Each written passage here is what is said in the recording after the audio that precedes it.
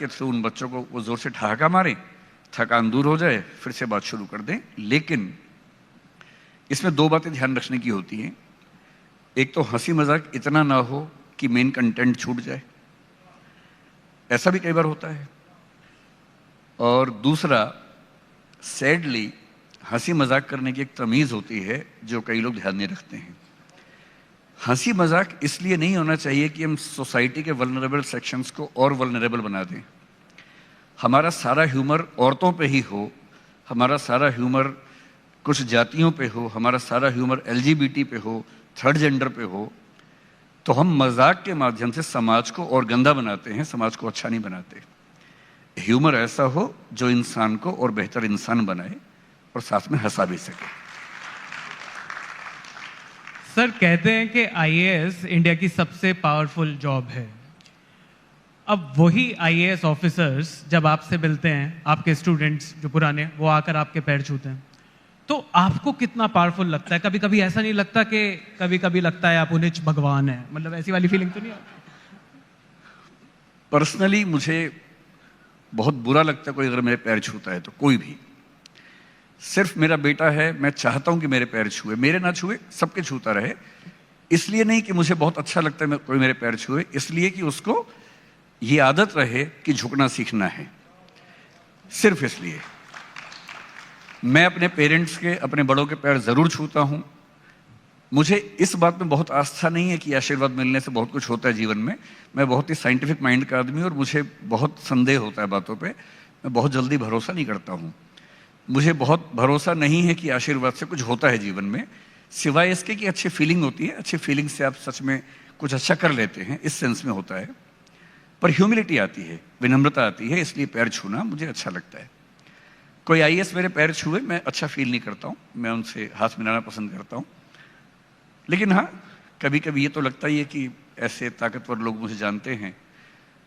पर शायद मुझे साल 2 साल में एक आध बार किसी बहुत छोटे मोटे काम के लिए किसी की हेल्प लेनी पड़ती है, वो भी अपने काम के लिए नहीं, किसी जेन्युइन रीजन से, तो काम हो जाते हैं। मतलब कोई काम ऐसा नहीं होता कि मैं कोई काम चाहूँ और ना हो पाए, पर मैं चाहता नहीं, जरूरत नहीं पड़ती। तो सिर्फ IAS बनने में ही पावर नहीं है, IAS बनाने में भी पावर है।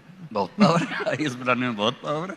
और अभी तो बहुत इंटरेस्टिंग बात है, पिछले 2 साल में जो नया, जब से सोशल मीडिया पे एक्टिविटी बढ़ी, मैं बहुत एक्टिव हूँ नहीं मेरी कुछ क्लासेस लीक हो गई तो कई हज़ार लोगों ने उसकी क्लिप बना बना के शेयर करने शुरू कर दी अपने चैनल्स पे।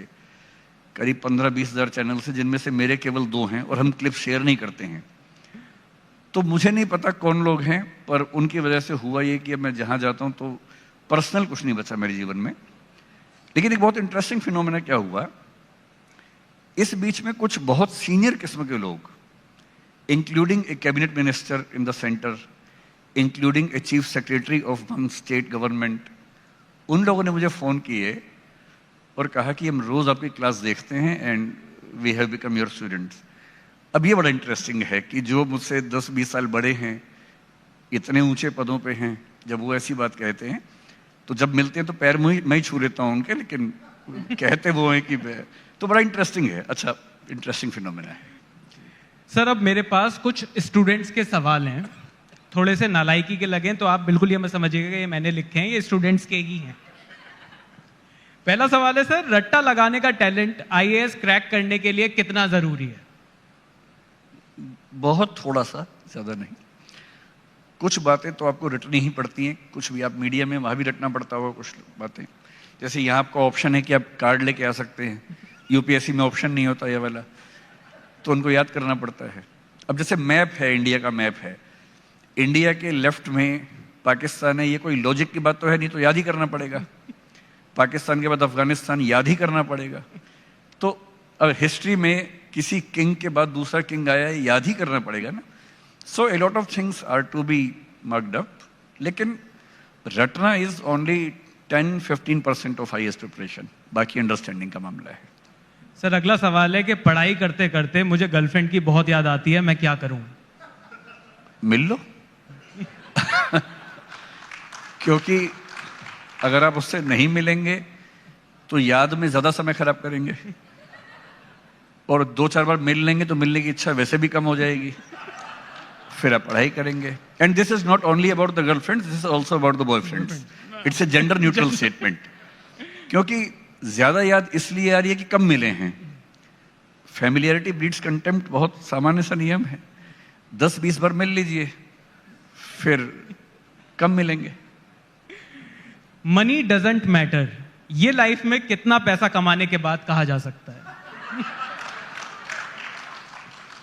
लोगों का सवाल है, मेरा नहीं है। नहीं, आपका भी तो क्या दिक्कत है इसमें? देखिए, दो तरह के लोग हैं। एक बड़ी प्रसिद्ध कहावत है, संत किसको बोलते हैं। तो मैंने एक स्टेटमेंट पढ़ी थी कहीं कि संत वो नहीं है जो दुनिया के कंपटीशन से हार जाता है। संत वो है जो दुनिया के हर कंपटीशन में जीत सकता है, पर उसमें एंटर करने से पहले ही उसको पता है कि इसमें जीत के भी कुछ हासिल नहीं होने वाला। जैसे एक फेमस स्टेटमेंट है कि चूहों की दौड़ में सबसे इंटरेस्टिंग है कि जीतने वाला भी चूहा ही होता है। तो ये रियलाइजेशन किसी किसी को पैसा कमाने के बाद आता है, किसी को उसके बाद भी नहीं आता है, और किसी किसी को उसके पहले भी आ जाता है। एक एग्जाम्पल है कबीर दास। अगर आप मुझसे पूछेंगे पूरी इंडियन हिस्ट्री में अगर मुझे एक व्यक्ति के पैर छूने हो तो मैं कबीर दास को चुनूंगा। और कबीर दास के अंदर ये रियलाइजेशन पैसा कमाने से पहले आ गया था। लोग उनको पैसा ऑफर करते थे, पर वो क्या बोलते थे, साईं उतना दीजिए जा मैं कुटुंब समाए, मैं भी भूखा ना रहूं साधु न भूखा जाए। सिर्फ इतना चाहिए कि पेट भर जाए और कोई मेहमान आए तो उसका पेट भर जाए। उन्होंने पैसे को हाथ तक नहीं लगाया कभी। इसका मतलब ये नहीं कि वो नहीं कमा सकते थे। बाकी लोग भी हैं, कमाते हैं और कमाते हैं, गलत तरीकों से भी कमाते हैं, स्कैम करके कमाते हैं। तो कुछ लोगों की भूख कभी खत्म नहीं होती, कुछ की एक लेवल पे खत्म होती है, कुछ शुरुआत के समय ही खत्म कर लेते हैं। डिपेंड करता है कि उस व्यक्ति का व्यक्तित्व कैसा है, पर्सनैलिटी कैसी है। अगर अभी ये सवाल मुझ पे टारगेटेड था तो मैं अपने बारे में जवाब दूं। बताइए सर। मैं अब जनरली पैसे के लिए काम नहीं करता हूं, लेकिन जैसे 3 इडियट्स में एक डायलॉग है, एक लेवल के बाद आप कुछ भी करते हैं तो पैसा आ ही जाता है। लेकिन मैं पैसे के लिए अब काम नहीं करता हूं। मेरा मोटिवेशन अब वो नहीं रहता। मेरा मोटिवेशन कुछ अलग किस्म का है जिसमें पैसा बड़ा फैक्टर नहीं है। But yes, I am a successful person, तो मेरे पास कोई कमी नहीं है। मैं अपने परिवार का भरण पोषण जीवन भर कर सकता हूं, कोई चिंता की बात नहीं है। इसलिए मैं कह पा रहा हूं ये बात। और इससे पहले कहना बेवकूफ़ी भी है। जब तक आप इतना न कमा लें कि आप खुद का पेट भर सकें, परिवार को सम्मान की ज़िंदगी दिलवा सकें, उसके पहले ये कहना कि पैसा नहीं चाहिए एक बेवकूफ़ी भी है। या तो संत हो जाइए, और यदि सांसारिक जीवन जी रहे हैं तो ठीक से निभाइए उसको। फिर सर कई बार ना रिश्तेदार ऐसे ही पूछ लेते हैं कि कितनी सैलरी है, तो इसका क्या जवाब देना होता है? अगर इतनी है कि उनको डरा सकते हैं तो बता दीजिए। अगर इतनी नहीं है तो बताइए कि वो पैकेज है और इतना तो हर महीने मिलता है, बाकी बोनस वगैरह अलग से मिलता है। घुमा फिरा के बोल दीजिए। और नहीं तो थोड़ा दबाव बनाना ही है, थोड़ा बढ़ा के बोल दीजिए, कौन चेक कर रहा है। क्योंकि वो इसलिए पूछ रहे हैं कि वो आपसे कंपेयर करना चाह रहे हैं, और जो इतना कंपेयर करता है उसको थोड़ा सा दुख देना लाजमी है। थोड़ा सा बढ़ा के बोल दीजिए, इतना लाजमी है। एक क्वेश्चन है सर कि ओवर कॉन्फिडेंस और अंडर कॉन्फिडेंस में क्या ज्यादा खतरनाक है? अगर आप किसी पावरफुल पोजीशन पे हैं तो ओवर कॉन्फिडेंस ज्यादा खतरनाक है। क्योंकि अगर पाकिस्तान का पीएम ओवर कॉन्फिडेंस में बम फेंक दे भारत पे, तो फिर पूरे पाकिस्तान के लिए घातक हो जाएगा। लेकिन यदि आप नॉर्मल लेवल पे हैं तो अंडर कॉन्फिडेंस ठीक है। हाँ, उस केस में अंडर कॉन्फिडेंस ज्यादा घातक है। पावरफुल पोजीशन पे हैं तो ओवर कॉन्फिडेंस ज्यादा घातक हो जाएगा।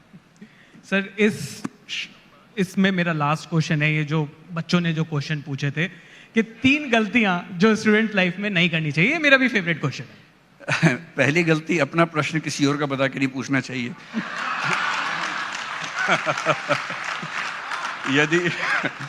यदि आप कोई सवाल पूछना चाह रहे हैं तो अपने सीने पे रख के बोलिए कि मेरा सवाल है।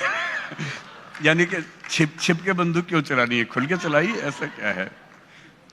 मेरा ख्याल है कि बच्चों को यह समझना चाहिए कि वो इंसान है, रोबोट नहीं है, मशीन नहीं है। इतना पढ़ना है, रात दिन पढ़ना है, वो सब नाटक करने की जरूरत नहीं है। जिंदगी इतनी मुश्किल है नहीं जितनी हम बना देते हैं।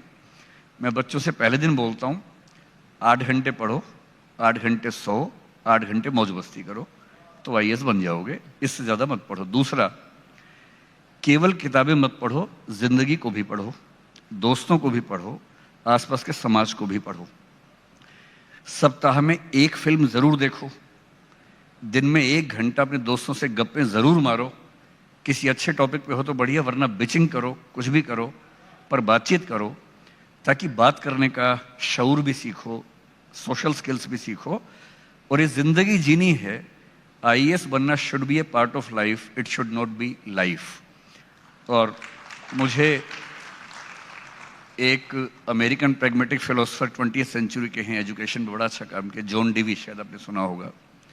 सबसे अच्छी बात उनकी ये लगती है, education is not the preparation for life, it is life. इसको समझ लीजिए कि शिक्षा जीवन जीने की तैयारी नहीं है, शिक्षा ही जीवन है। जिंदगी भर जिससे सीखने को मिले सीखते रहिए। रिक्शा वाला भी कुछ ना कुछ सिखा देगा, कोई भी सिखा देगा, बस नज़र खुली रखिए, सीखते रहिए। एक बेहतर इंसान बनने का मौका हमेशा हमारे पास होता है, कभी रुकता नहीं है।